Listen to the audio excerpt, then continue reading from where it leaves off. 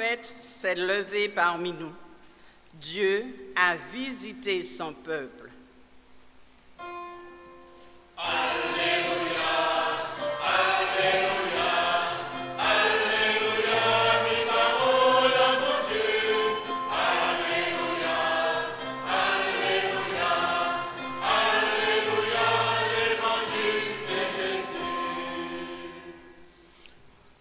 Le Seigneur soit avec vous.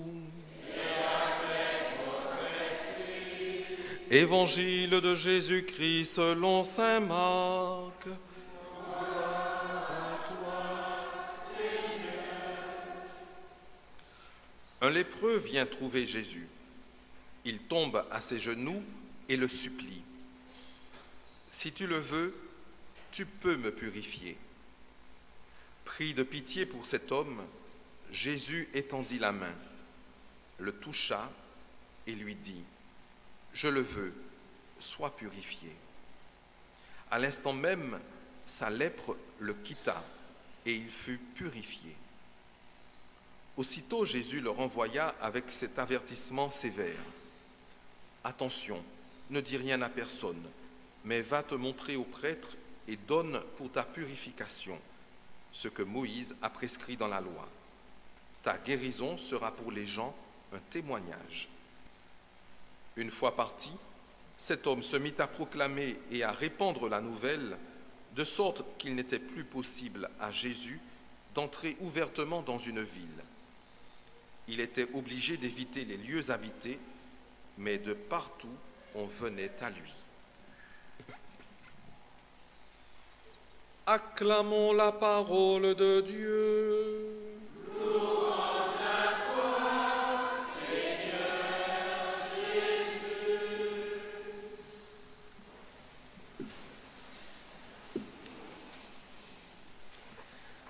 Frères et sœurs, on pourrait donc diviser par deux les parties de cet évangile.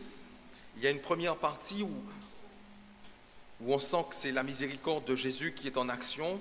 Il y a un lépreux qui vient le voir et qui lui dit « Si tu le veux, tu peux me purifier. » Et il nous faut replacer un petit peu cet épisode dans son contexte. Nous sommes dans le premier chapitre de l'évangile selon saint Marc. Donc il y a eu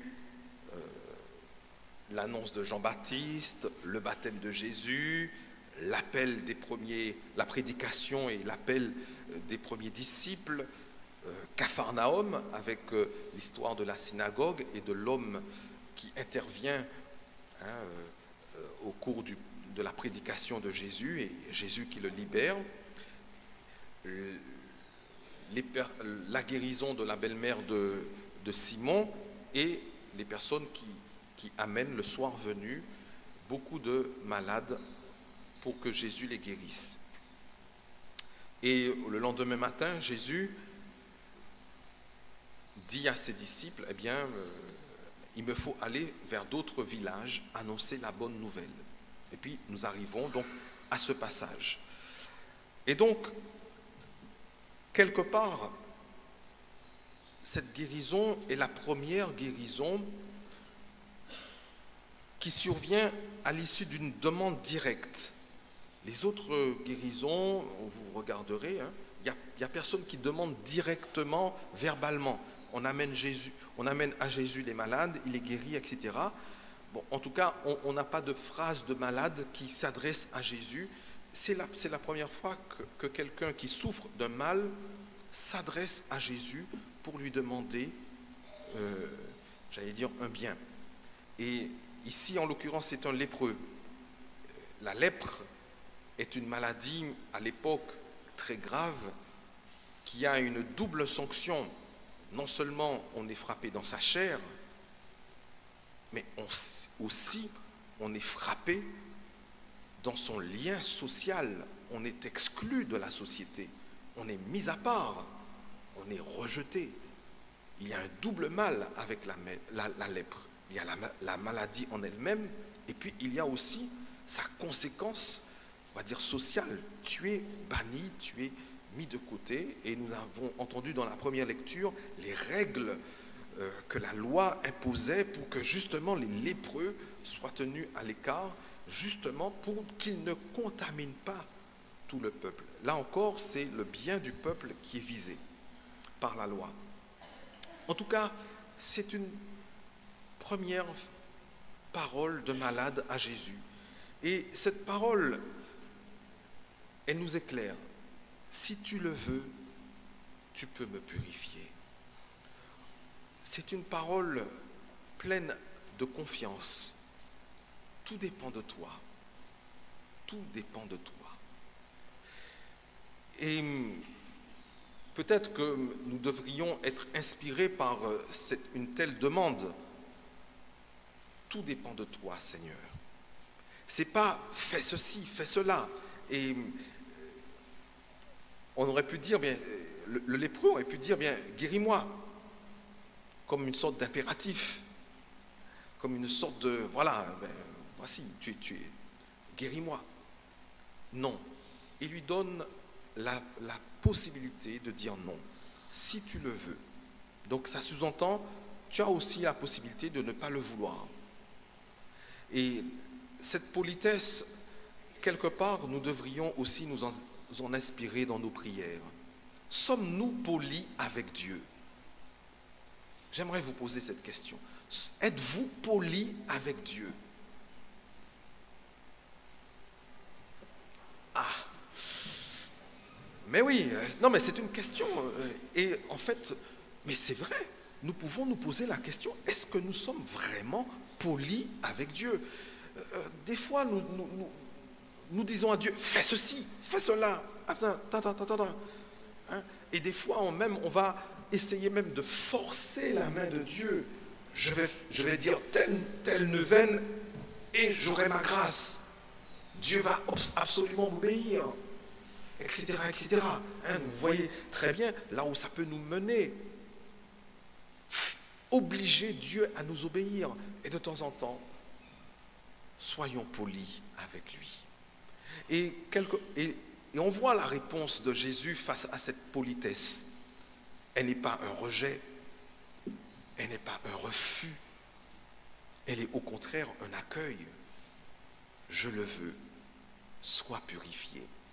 Et si nous sommes polis avec Dieu, nous ne serons jamais déçus. Hein? Soyons polis avec lui. Donnons-lui la possibilité de dire, mais Seigneur, si tu le veux, voilà. Si tu ne veux pas, eh bien, que ta volonté soit faite. Soyons polis avec Dieu. C'est une première chose. Et donc, nous voyons cette grande miséricorde de Jésus à l'égard donc de ce lépreux, qui ne va pas simplement se contenter de lui dire « Va, tu es guéri », mais il va le toucher. C'est-à-dire qu'il va lui montrer que, voilà, il n'est pas exclu, il est toujours un homme. Et Jésus va le toucher. Mais voici, il y a une suite. Et c'est là que ça se complique. Il nous faut lire ce passage dans le contexte de tout le chapitre. Et c'est pour cela que nous avons tenu à faire un petit peu ce rappel. Rappelez-vous, donc, dans la synagogue de Capharnaüm, l'homme tourmenté par un esprit mauvais interrompt Jésus en disant, ben voilà, es-tu venu pour nous perdre, Jésus de Nazareth, je sais qui tu es, le Saint de Dieu, etc. Et Jésus dit, silence, tais-toi, sors de cet homme. Et voilà, et l'esprit a obéi. Et le soir même, quand on amène des malades, des possédés, bien, quand Jésus les libère, les esprits mauvais veulent dire, bien voilà, qu'il est le Messie, etc. Mais Jésus leur interdit de parler. Et donc, ils ne parlent pas. Mais là, nous avons un homme cette fois, un lépreux. Il n'est pas possédé. Jésus le guérit et lui dit ensuite, ne dis rien. Ne dis rien à personne. Va au contraire te montrer au prêtre, etc. est-ce qu'il a obéi cet homme? Non. Et nous avons là, Marc est très subtil, le drame de la comédie humaine. Dieu te dit, ne dis rien, et tu transgresses. Et vous avez vu la conséquence? Quelle a été la conséquence? Jésus ne pouvait plus entrer dans les villages pour annoncer la bonne nouvelle. Parce que, le sensationnel fait que, il y a quelque chose de très profond là-dessous. Quand on relit le passage, on voit que Jésus avertit l'homme sévèrement. C'est-à-dire que c'est pas, ne dis rien, il n'a pas dit une parole comme ça, c'est vraiment, prends ça au sérieux. Ce que je te demande, prends-le au sérieux. Ne dis rien. Et l'homme transgresse. Et on voit que toute la subtilité même, toute la difficulté, c'est que l'homme qui est capable de choses très belles, il est capable de désobéir. Et c'est le grand drame de l'histoire humaine. C'est le grand drame. C'est notre drame à nous. Nous pouvons faire des choses très belles, mais nous avons la désobéissance dans le sang. Nous l'avons, hein? Ne dites pas que je n'ai pas... Non, nous l'avons. Nous l'avons. Et on peut avoir les plus grandes grâces, etc. On reste désobéissant. Et là, ici, en l'occurrence, c'est ce qui est mis en avant. Autant Jésus va s'adresser aux esprits mauvais et ils vont lui obéir, autant pour l'homme, ce sera beaucoup plus compliqué. S'adresser aux hommes, c'est plus difficile que s'adresser aux esprits mauvais. Et c'est la grande complexité de l'être humain et même de l'annonce de l'évangile. Et nous le connaissons en matière d'éducation. Vous aurez beau dire à votre enfant, ne fais pas ceci, il va le faire. Vous aurez beau lui montrer par A plus B, etc. Si tu fais ça, tu auras mal. Si tu fais, ne mets pas la main sur le feu, tu vas te brûler. Qu'est-ce que l'enfant fait? Il met sa main dans le feu, et après il va pleurer. Maman, je me suis brûlé, j'ai mal, etc. Mais qu'est-ce que je t'avais dit? On a ça dans le sang. Et la complexité de cette désobéissance, elle est là. Et l'évangéliste, il est très subtil. Il est très subtil, Marc. Vous relirez le... Donc, par la désobéissance de ce lépreux guéri, Jésus ne peut plus entrer dans les villages. Or, rappelez-vous, après la journée de Capharnaüm, quand les disciples viennent trouver Jésus qui avait pris un temps de prière à l'écart, Jésus leur avait dit, mais il me faut aller vers d'autres villages pour annoncer la bonne nouvelle. Donc finalement, il est empêché d'accomplir sa mission. Et c'est très particulier cet épisode où on a la guérison d'un homme qui est une belle guérison, mais en même temps, il y a ce côté aïe, c'est bizarre. Et dans un autre évangile, il y a un autre passage, on va dire, un peu similaire. Même si ce n'est pas sur un lépreux, c'est Jean au chapitre 5. C'est l'épisode de l'homme paralysé à la piscine de Bethesda. Vous voyez un petit peu à quoi je fais allusion? C'est un homme qui est paralysé, enfin voilà, et qui attend au bord d'une piscine, et puis quand l'eau bout, le premier qui descend dans l'eau est guéri, quel que soit son mal. Mais lui, à chaque fois, il y a quelqu'un qui le devance. Et ça fait 38 ans qu'il est comme cela. Alors, un jour, Jésus passe et le voit et lui propose de le guérir. Et Jésus le guérit. Comme ça, il n'a plus besoin d'attendre. Il est guéri. Et Jésus lui dit, eh bien, va, lève-toi, prends ton grabat et marche. Et il s'exécute, il prend le grabat et il marche. Et puis voilà, il part. Sauf que ce jour-là, c'était un jour de sabbat. C'était un jour de sabbat. Alors,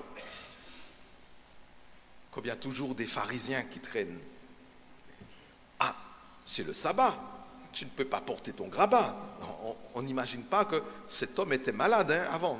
On ne voit pas l'homme guéri, mais on voit, tu ne dois pas porter ton grabat. Ah ben, l'homme qui m'a guéri, c'est lui qui m'a dit de porter le grabat. Ah, et qui est-il cet homme? Ah ben, je ne sais pas, enfin, voilà. Donc il dit, il ne sait pas. Ensuite, Jésus le rencontre au temple, cet homme guéri. Et il lui dit, te voilà guéri, va, ne pêche plus. Et donc, l'homme, comme il a vu que c'était Jésus, qu'est-ce qu'il est allé faire? Il est allé trouver les pharisiens, il a dit, eh bien, celui qui m'a guéri, eh bien, c'est Jésus. Il est allé, vous voyez un petit peu le truc, c'est un petit peu ambigu. À la fois, il est guéri, mais en même temps, il va lui permettre d'accuser Jésus. C'est très particulier. À la fois, il reçoit une grâce, mais en même temps, dans le dos, on te plante. Ne le jugez pas, parce que pour nous, c'est la même chose. Pour nous, c'est la même chose. Combien de fois nous recevons des grâces et puis dans le dos, tel prêtre m'a fait machin, m'a bien confessé, j'ai reçu. Et puis ensuite, 2 ans plus tard,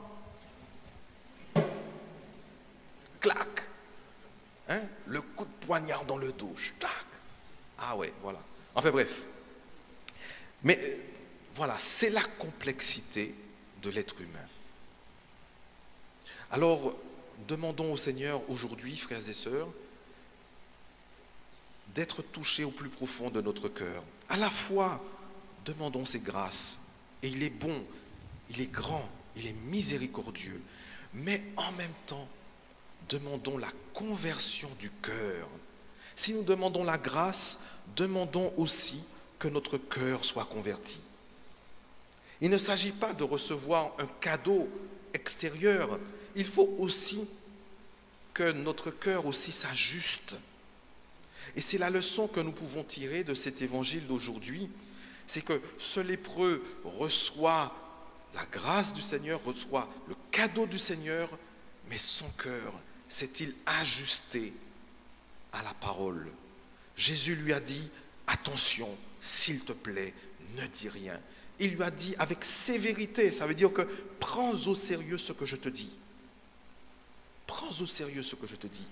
Il ne le fait pas. Il ne s'est pas ajusté. Et on a vu les conséquences. Mais pour nous, c'est la même chose. Dieu va nous donner des grâces, il va nous donner des guérisons, il va nous donner des faveurs. Mais est-ce que notre cœur va s'ajuster? Est-ce que notre cœur va s'ajuster? Alors, c'est ce que nous devons demander au Seigneur. Pas seulement la grâce, le cadeau, la faveur qu'il va nous donner, mais aussi, en deuxième, mais Seigneur, donne-moi aussi la conversion du cœur pour que je puisse accueillir cette grâce comme il convient, surtout pour ta plus grande gloire. Alors, nous sommes à quelques jours du carême. Nous allons donc entrer dans une période où justement nous allons nous mettre en disponibilité d'écoute de la parole. Eh bien, que cette écoute de la parole soit sincère, soit vraie, que nous puissions écouter le Seigneur et pas simplement entendre ce qui nous fait plaisir. Il y a une grande différence. Il y a entendre ce qui nous fait plaisir et puis il y a écouter le Seigneur. Et des fois, le Seigneur, il nous caresse, des fois, il nous avertit, attention, ne fais pas ceci. Et puis des fois, il nous dit, là, tu fais mal, là, tu as tort. Et il nous faut accueillir cette parole en nous disant, ben oui, Seigneur, je me suis trompé, pardonne-moi, aide-moi, convertis-moi. Grande grâce avec la guérison, mais également appel à la conversion. Que le Seigneur nous donne cette grâce qui nous permette justement de nous ajuster à lui sans vouloir profiter de lui, que nous soyons véritablement ses disciples authentiques. Amen.